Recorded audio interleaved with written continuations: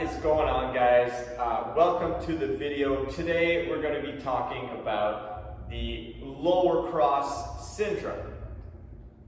Alright, so what is the lower cross syndrome? Well, we'll let Google explain it to us, and Google describes it as the result of muscle strength imbalances in the lower segment of the body. These imbalances can occur when muscles are constantly shortened or lengthened in relation to each other. So what does that mean? So basically, what it means is due to muscle imbalances through, trauma, overuse, injuries, your body finds ways to adapt so that you can work around certain issues. So therefore it creates muscle imbalances. The problem with muscle imbalances is it creates some muscles that become tight and some muscles that become, weak, or they're just not being used as much as the other muscles. So, what is weak? What is tight? So tightness, tightness is a sign of weakness somewhere in the body. So that's all you need to understand about tightness. So I guess from that statement, you can assume that making muscles stronger around those tight muscles will help alleviate that tightness because the muscles will become stronger. All right, so let's break it down now. So with the lower cross syndrome, which muscles are considered weak, which muscles are considered tight? So the weak muscles, well, the muscles that are considered weak when somebody has a lower cross syndrome is the abdominals and the glutes. So what happens when the abdominals and the glutes contract together? Glutes contract here, abdominals contract here. So this becomes your posture. If they're weak and not contracting efficiently, then it's slowly going to become this, where now your erector spinae are now becoming super tight and contracted all the time, and your hip flexors are also being super tight and contracting all the time. Because basically what's happening with your pelvis is it's shifting from here to here, where your hip flexors have to contract to pull everything in this way, and your erector spinae have to contract to keep everything up here. Your glutes and your abdominals are no longer contracted. So, the goal when you have lower cross syndrome is to release tightness in the lower back and in the hip flexors and increase strength in your abdominals and your glutes to counterbalance and bring posture back to normal.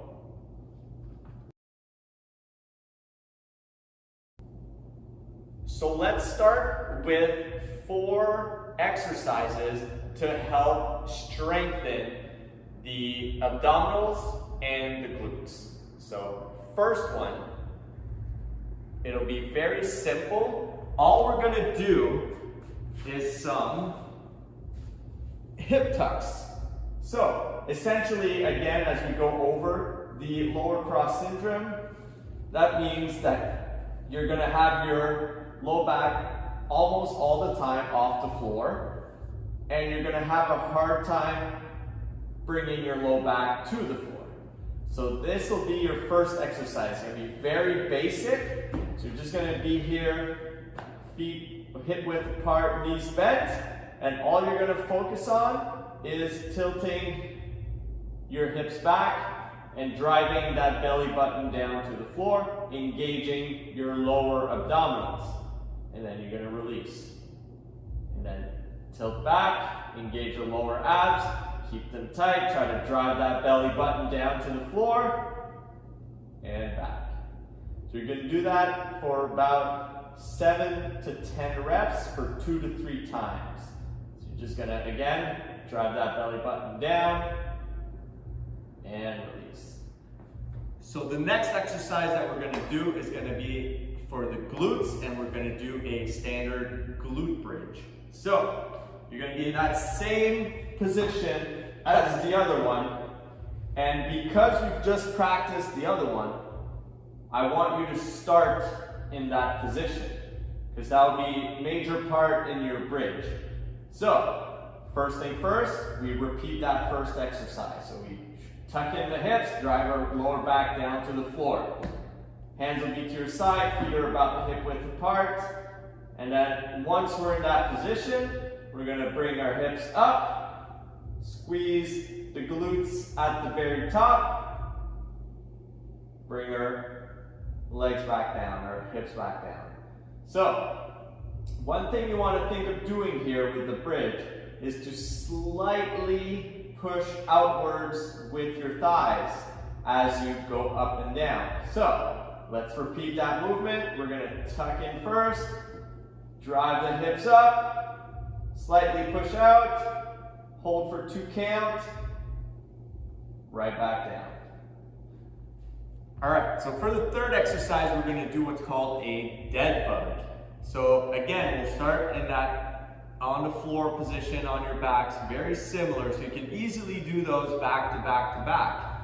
So the dead bug, we're going to start here, okay? So knees right above the hips, hands will be right above the shoulders. So this will be our starting position. And again, going back to that first exercise, you want to make sure you tuck in the hips to engage the abdominals, okay? So from that position, you're going to try to keep that lower back down to the floor, and you're going to slowly bring opposites down while keeping contact with the floor. And then you'll bring it back up, switch sides, keep contact, bring it back up. If you find that as you lower the leg, the lower back comes up, then that just means that you have to figure out the right angle for you to where you can keep that lower back down to the floor. So same thing here, we're going to do about 5 to 10 aside. For about 2 to 3 sets, and same thing for the bridges, we're going to do about 10 reps for 2 to 3 sets. All right, so the last exercise to help strengthen that lower cross syndrome, to help build it back stronger, is going to be the bird dog, okay? So, bird dog is almost like the opposite of the dead bug. So, you're going to start with shoulder blades retracted. All right, you're gonna, again, keep that core nice and tight. We don't want any rounding in that lower back. So nice neutral spine. We're gonna, again, go opposites.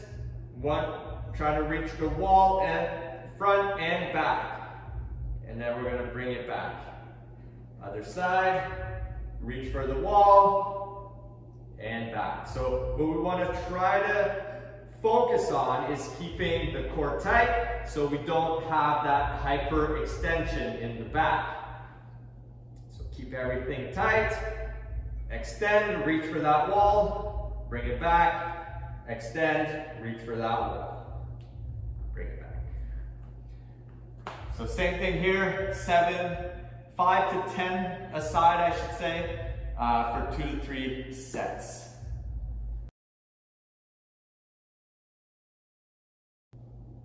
All right, so those were the exercises to help strengthen those weak muscles for the lower cross syndrome. Now we're going to go into a few stretches on how to try to release tightness in the ones that are tight, which is the hip flexors and the spinae erectors. So let's get right into those. First, stretch. is going to be like cat-cow. Okay, so that's going to help stretch out the low back and everything in the back. So you're going to start on all fours. From here, all you want to do is think of bringing your belly button right up towards the ceiling and rounding your back. So you want to try and round as much as you can to try and release that tightness in the low back, and then come right in, go opposite, and then round again.